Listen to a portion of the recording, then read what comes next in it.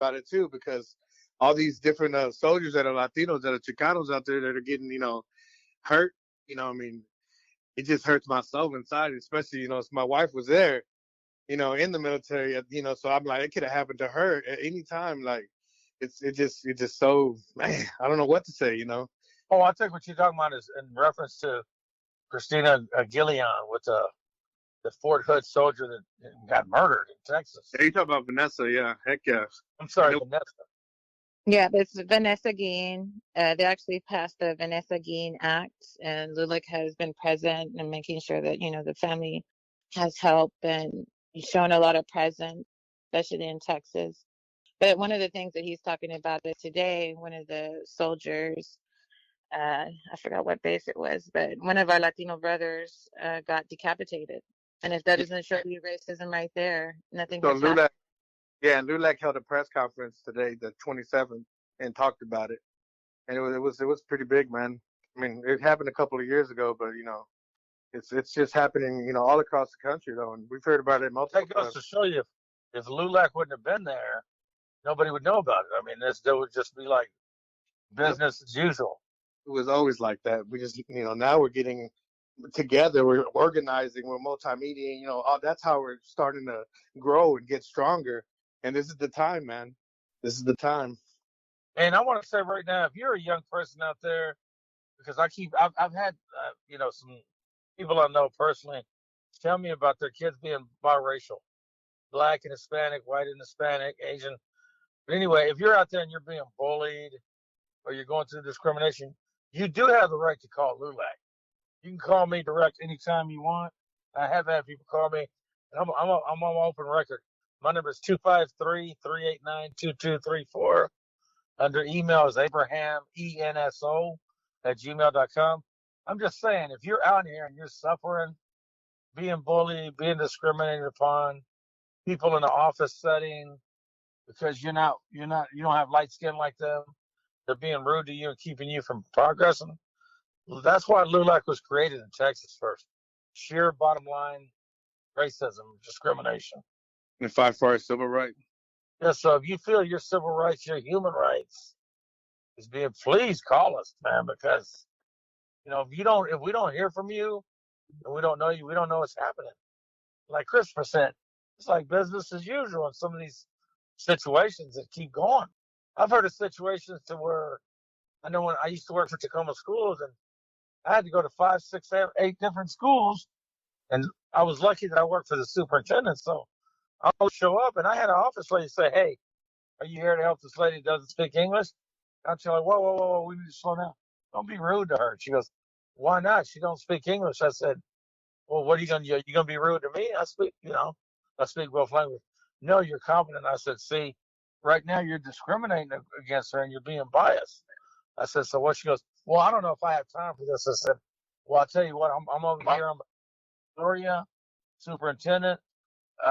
Where's your principal?" And I had to talk to the principal, and the principal was like, "Hey, this is from the superintendent's office." And ironically, because it came from them, they kind of straightened their attitude out, but it just floored me how biased and racist these ladies were that ran off.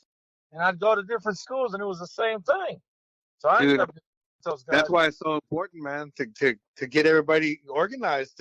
We have to vote. We have to get our voices in there, especially in the school board. I mean, my wife, she gets real adamant about that. What's up, girl? Where you at? Yeah, for me, like the biggest thing I've seen, they just had a meeting here at CPSD, Clover Park School District, talking about how discipline happens more to children of color than it does to anybody else. So in that kind of instance, what are we supposed to do? What is your right as a mother, as a father, or as a grandmother or grandfather to go up there to the school and say, these are the rights that are being violated against my child? What are you going to do about it? I can give an example. My kindergartner was at school and he was being treated unfairly, because he had long hair. I let his hair grow long like a, native, just beautiful brown hair. And he was getting picked on not only by the teacher, but by students. So I pulled him out of kindergarten, and kindergarten is supposed to be like your best school years. You know, my other little ones went through kindergarten fine. They loved their teachers. So it's just showing that there's a lot of these cases. I'm not the only one that said this. I've had a mother in a parking lot because I was giving out flyers for city council, and she said, you know what, my son was being discriminated against, and he was Afro-Latino. So where are we supposed to go? We can go to LULAC. And that's why I joined, because we need to have that voice. We need to have that seat at the table. We need to bring our children up because they are the future. And I will say this, within LULAC, at least within whatever state you are, you do have legal representation. Like we have that, by the way. This is a gentleman out of Olympia. So if stuff is really going on and there's a case, Molly Metter and Lupe Gamboa have already told me, look, if we ever need help, they'll step in. And they've already sued the city and the county of Yakima and won. And to be honest with you, the other stuff they can't talk about has come up as a process of them investigating the case. Other things came up, and now they're suing for more things. So pretty much in Yakima and that county, a can of worms is open. And now those people don't even know what to do now, because for years and years, it was business as usual. Let's treat these people the way we want. And when those lawyers stepped in, everything changed because they got hit in the pocketbook. Now they see it. Now they're like, oh, well, you know, human rights, civil rights. And now we're watching. To me, it's critical to know that if you're out here, people, and you don't know, you feel you're being discriminated upon and you don't feel right, probably 90% of the time, it's because that's what's happening. It's not because you think in your mind. No, if you feel it, it's happening. And that's when you need to make those calls. Call me, and I'll be able to call some legal counsel and get people involved. And I'm not just talking about you not getting along with a coworker or your boss, but I'm talking about real cases of full-blown discrimination. Like Amalia was talking about, kids being treated wrong in school. That's horrible, man. We're supposed to be educating and guiding that's our future. And they're being dogged out in school. That's not right. I mean, it makes me understand that we should have created our own schools a long time ago. Oh, yeah. You know, because they're conforming into a certain way that they want people to be, but not everybody is that way. Like it's almost like a European way. And if they wanted to be American, you know, I don't understand why they want to conform in European style. Yeah, you know, everyone knows people are better over here because we're united. We're all different, and that's what makes us strong. You know, and I don't know why they don't want to be that way. You have a point, Christopher, because through relationship building and connections, I've been lucky enough to work with the Native American tribes, Muckleshoot, Puyallup, American Indian, Native, American of all nations, and they have spoke on that. They have their own. I mean, they created their own school, and it makes such a big difference because it's their own schools, man. Nobody's going to be racist to them in their own school. If a teacher does that, she's out. Of course, yeah.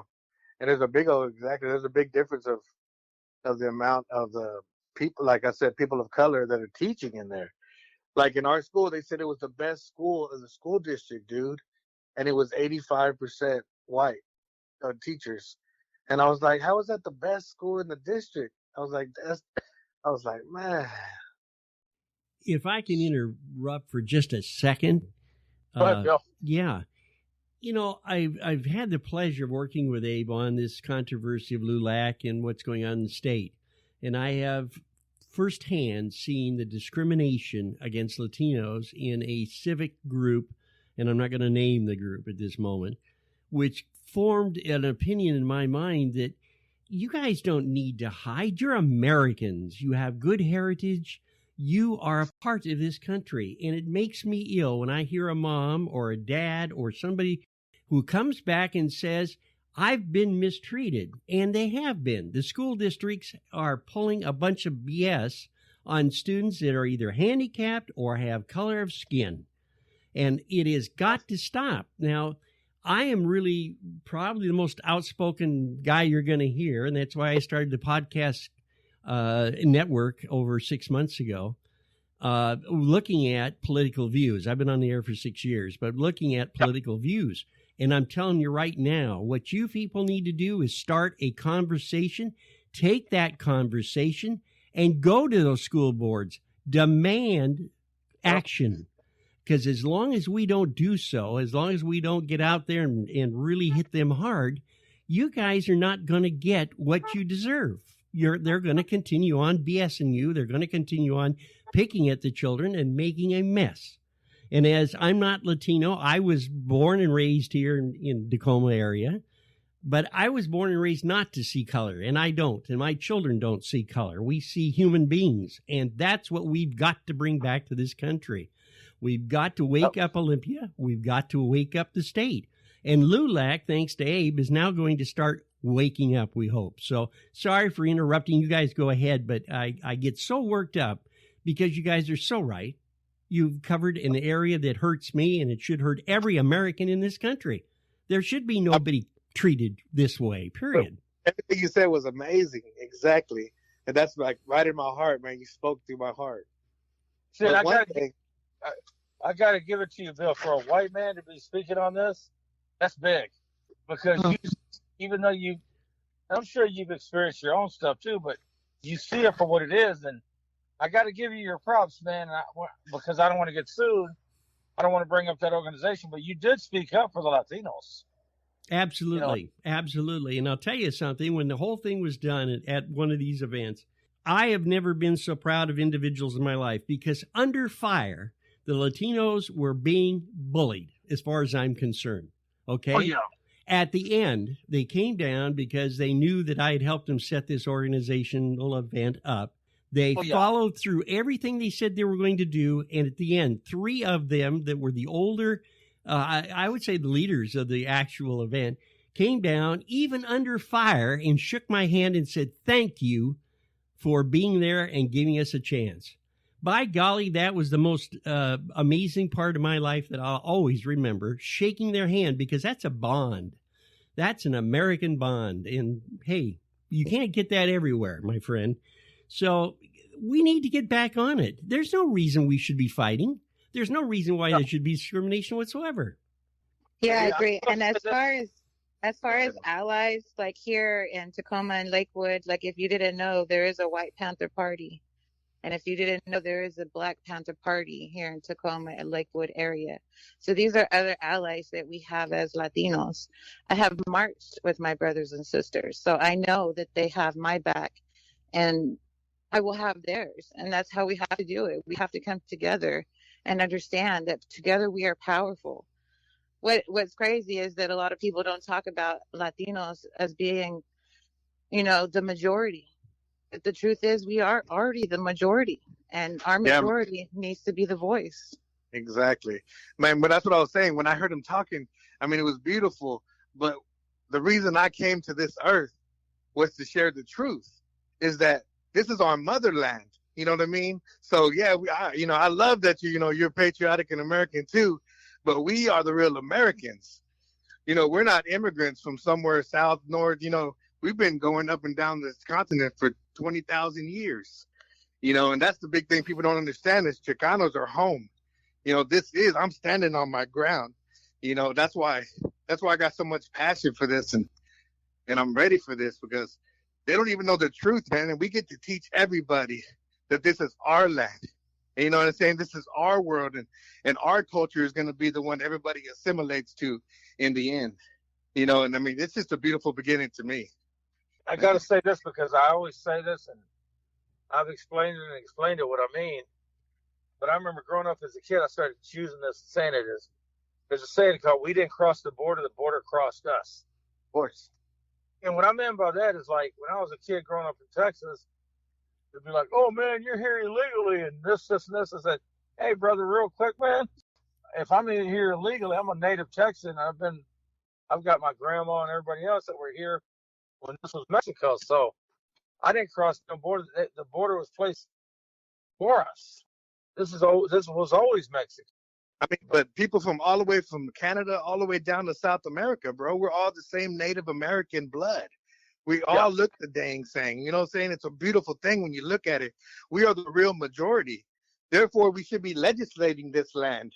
We should be giving away our land to the people like they did back in the 1800s. We should do that again, a Homestead Act, where everybody gets a piece of land and and can thrive. You know what I'm saying? That should happen now with everybody who's here, black and brown. That's it. That should happen right now, dude. Hey, real quick, if you're listening to this is the Powerhouse Podcast with Abe